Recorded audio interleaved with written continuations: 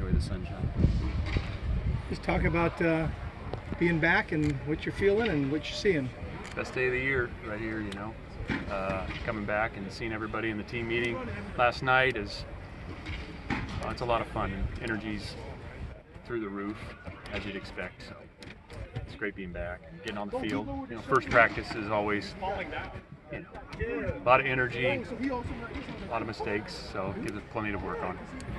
You've coached in the SEC and the Big Ten, but is it kind of invigorating to be preparing for almost a whole new slate of opponents this season? Well, every season's exciting because you got new players, the new teams, the different challenges, the venues. I mean, it changes every year, but this year is changing, you know, significantly with the number of teams that we'll be playing that we haven't played before, and same goes for them coming out here. So the road trips, it is exciting. I mean, I think everybody gets excited every year for the start of the season, and it's no different. But there's a lot of firsts.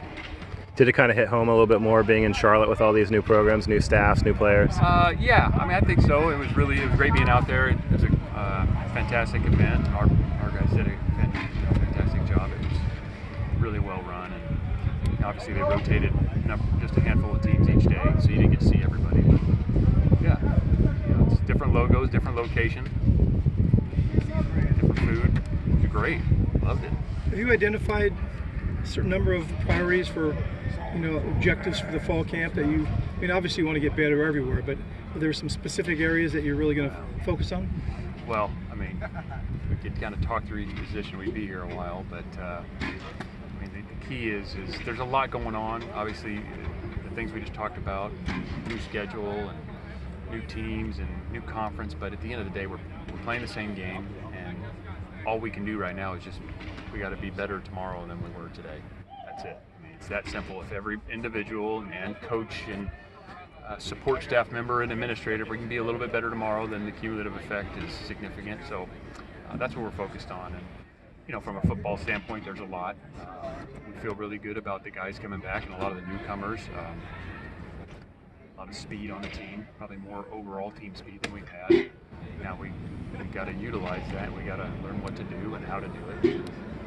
There's just a number of different position groups and players individually that we have high expectations for, and we got to help them reach those. Jason, you were talking to a Cal fan or a number of Cal fans, and they asked you, what are 3 reasons why we should have optimism for this season? What would those 3 reasons be? Well, the returning players that we have coming back, a lot of returning production, some very good players. I think the overall team speed is improved significantly. I think the competition across the board, but especially at a handful of positions, is. I'm excited. I couldn't tell you right now who the number 1 through 10 receivers are. You know, I mean, I can't wait to watch those guys battle the DBs, the outside linebackers. I mean, who's going to elevate at D-line? What's the O-line going to shake out like? How's that running back room going to sort, you know, in the next month? Quarterbacks, obviously. I mean, there's just so much to be determined, but the competition at all those positions is real, and that's really exciting.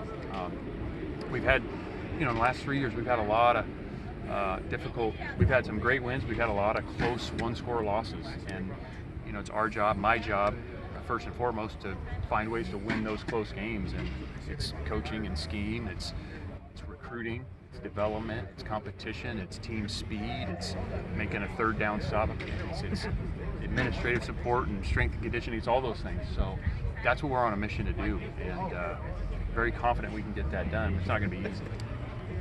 We don't see Ethan Saunders out here. Can you address that? And if there's any other people who are not going to be with you? Yeah. So Ethan is not going to be able to play football anymore.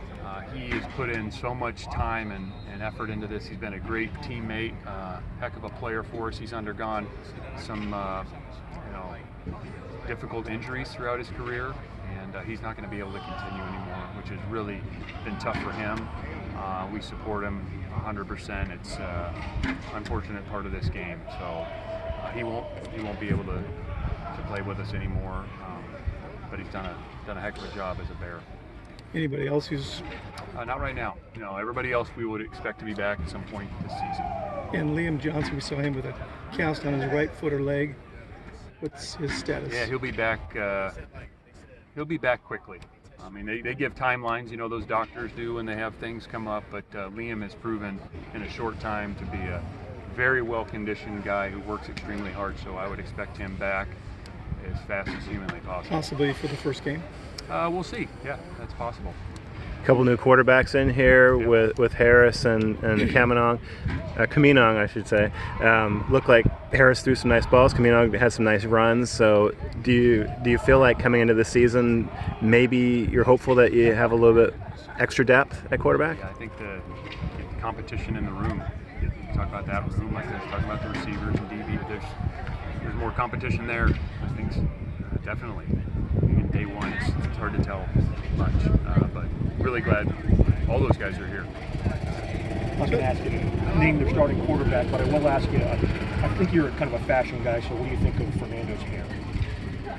What made you think that I had any sort of fashion sense? You're trying to get me to answer. Because you're comparing myself to, I'm comparing you to myself. You're trying to get me to answer the questions. You build me up like I had some expertise on the subject. Exactly. Yeah, which I don't.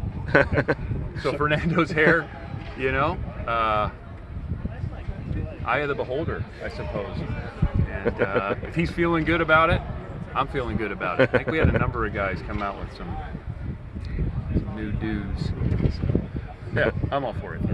I guess they say it grows back. Justin, the antitrust settlement came out last week. I realize that's not a done deal. There's a lot of I's, T's to be dotted and crossed before it happens. But one of the possible side effects of this with a 105 player limit is what it does to your walk-on program. What your concerns and thoughts are on that. I have concerns that guys who had gotten opportunities in the past are going to get maybe fewer opportunities. It doesn't mean they're going to go away, because there's, as you I'm sure read, it's a roster limitation. There's no such thing as a scholarship limitation. Now you potentially could have if it goes that way and all those T's get crossed and I's get dotted, then yeah, maybe it's 105 scholarships, maybe it's 100, maybe it's 95, and there's partials. There's still ways that guys could walk on.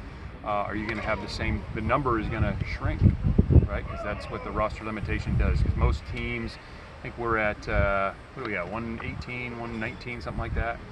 So yeah, we wouldn't have those extra 13 guys on the team, and there's some guys who the opportunities would have to come elsewhere.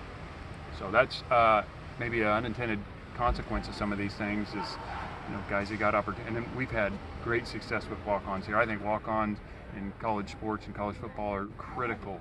How's that all going to sort out? We'll see. But it certainly impacts those guys who have had more opportunities than they will moving forward. And part of that settlement also is $23.1 million that the school is allowed to pay its athletes going forward each year. Is Cal going to be able to afford that? Do you have you heard early from your people above you where that stands, how that shakes down, what's going to happen? I know that we'll be able to support football at the highest level in order to compete where we want to compete. And I'm not in the budget meetings. I understand there's a lot to be done, and I know that Jim Knowlton and our chancellor and all the administrative people are going to be working hard at that. But I don't want to speak on decisions that are made or what's on the table or how they're going to do that. I don't. That's really. Well, you do have a commitment that they're going to take care of it football, at your end. Yeah, at the highest level. Yes. So you're comfortable with that? Feeling Yes. good? Yes.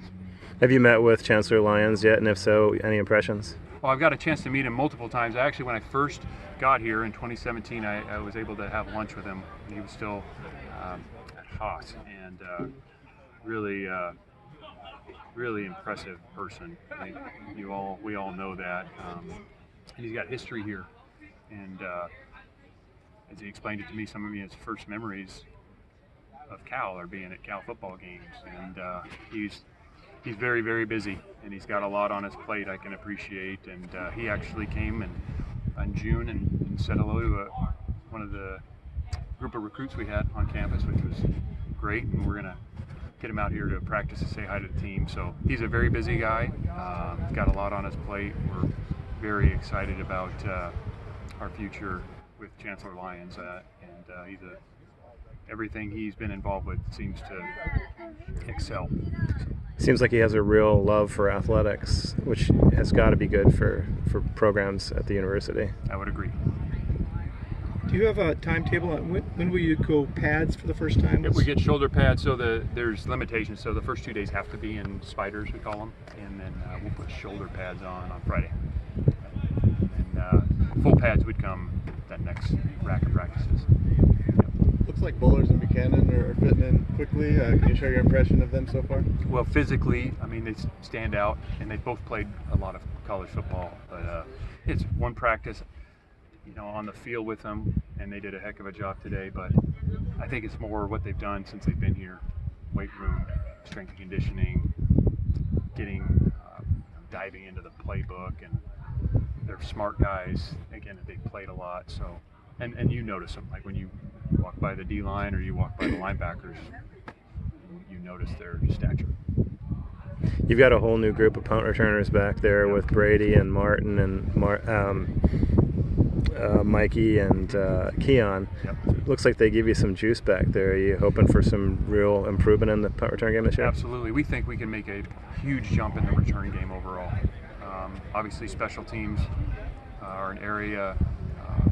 We had some really good moments on punt last year. We had the big kickoff return against UCLA, but we feel like we can be more explosive in the return game with adding some of these guys, and then obviously in the kicking game, kicking the ball out of the end zone, and then in the field goal, PAT field goals. We feel really strong about where we're going there. So just as a whole, and then you add the bodies that we've added to the roster who are big skill athletes who can help you on special teams. We just feel like special teams is an area where we can become even more and more explosive in the return game, and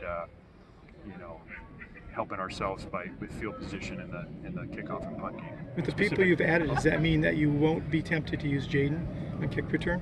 Oh, no. No, he is absolutely in the mix. He did it very sparingly last year. He did. Will you use the same approach on him, or put him back there on a regular basis, or do you have any idea yet? Oh, we got plenty of ideas. Plenty of ideas you're ready to share right now.